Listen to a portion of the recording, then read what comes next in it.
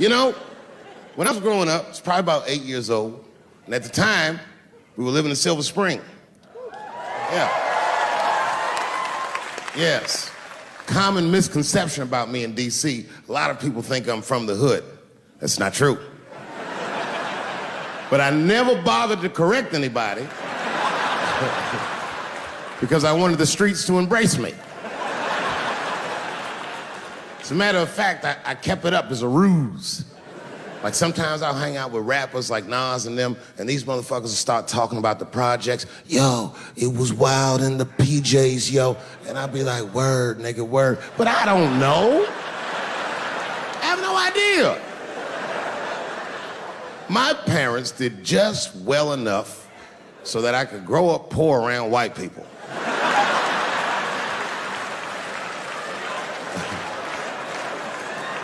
And to be honest, when Nas and them talk about the projects, nigga, I used to get jealous because it sounded fun. Everybody in the projects was poor, and that's fair. But if you were poor in Silver Spring, nigga, it felt like it was only happening to you. I know the pain of that first sleepover at a white friend's house. And you come back home on Sunday and just look at your parents like, y'all need to step your game up. Everything in Timmy's house works. Remember the first time you saw that? In a cold winter, and you'd be at a white friend's house and see the motherfuckers in their living room without their coats on?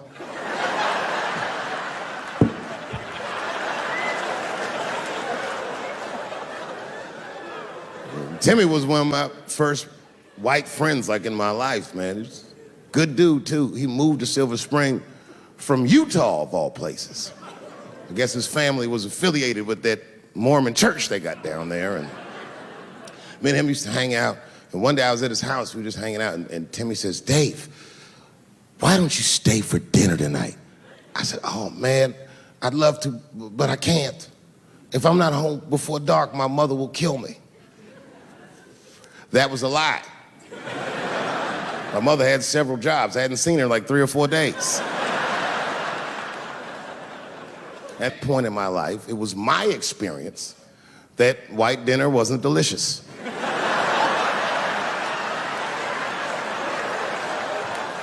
I'd rather go home and fry some bologna or some shit like that.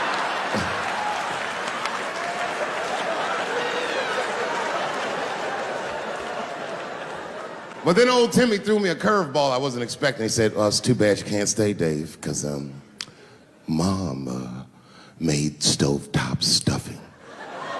I said, what the fuck, stovetop? Well, hold on, nigga, let me make some phone calls real quick. I had seen that commercial so many times, I had dreamt of getting my hands on some of that stovetop stuffing. And finally, I met a motherfucker that actually had a box of stovetop in the house. I couldn't miss this opportunity, so I pretended to call my mother. And then I came back and I said, Timmy, you're not gonna believe this great news. Mom said I can stay. And he said, fantastic. He said, why don't you come with me and we'll help set the table and then we can say the blessing. I had no interest in setting this motherfucker's table or saying these crazy ass Mormon prayers. I just wanted that goddamn stuffing. My hands first. My plan was simple. Wash my hands slowly, and by the time I'm done, the table will be set, the blessing will be said, and all that there will be left to do is eat. Went to the bathroom. I washed my hands very slowly.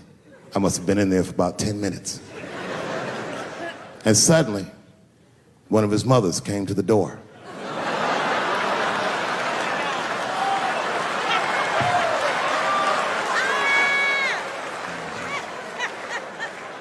She was like, hi, David, right? I said, yes, ma'am. She said, Timmy tells me that you're planning on staying for dinner.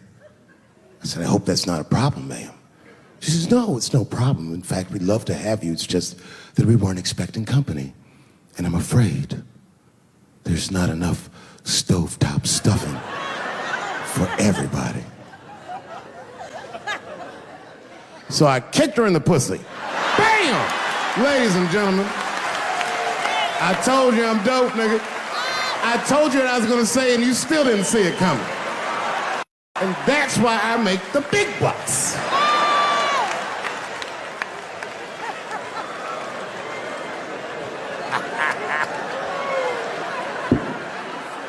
Oh my God. But there's a more important reason that I would stop doing comedy right now. And this reason is the real reason that's been percolating, and it really is the crowd, not you. I'm talking about the crowd on the big stage. It's too hard to entertain a country whose ears are so brittle. Motherfuckers are so sensitive, the whole country is turned into bitch-ass niggas.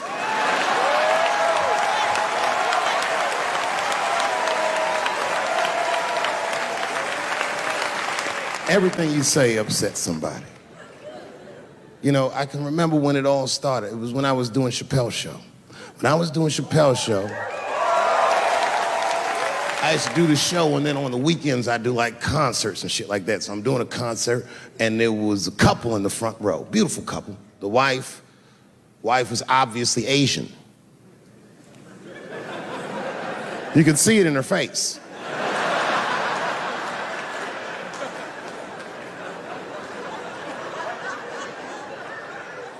The husband, this motherfucker was mysterious, to say the least. Couldn't quite pinpoint where he was from. Caramel-colored fella, very nice hair, but he could have been from anywhere. Bangladesh, Mexico. I can't guess with a nigga like this. All I knew for sure about this guy is that his wife was a bitch. I could see that in her face, too. No, he was laughing and having a good time, and she was scowling at me at a goddamn comedy show. I couldn't figure it out. And then I realized at some point that she was pregnant, and I was smoking on stage. I said, oh my God, that's probably why she's mad. So I started to put my cigarette out, but then she hit me with one of them fake non-smoker calls. So I just kept smoking. I thought to myself, bitch, that babe will be fine, relax. And I tried to break the tension. I just asked her. That's all I said. I go, hey, where are you guys from anyway? And I could tell that she was on to me. She goes, very condescendingly, she says, I'm from California. If you're asking my ethnicity, I am Chinese. He was like, I'm Mexican, bro.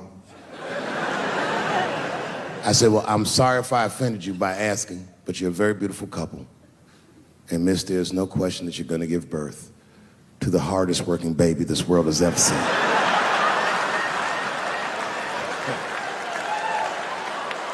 That's not a bad joke. She got very upset. She got up to leave immediately, but she didn't just leave. She had to take one last dig at me on the way out. I will never buy one of your fucking DVDs again, Dave Chappelle. I said, ma'am, with all due respect, Chinese people don't buy DVDs.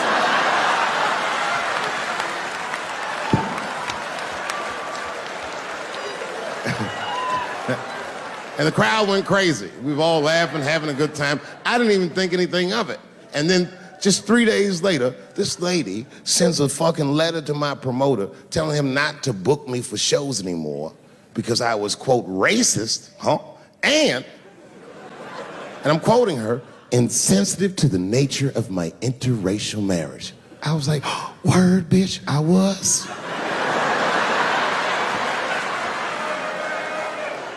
If she would know that I myself am in an interracial marriage.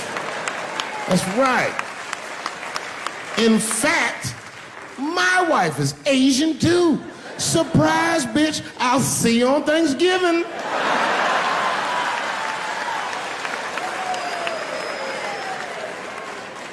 But my wife's not Chinese.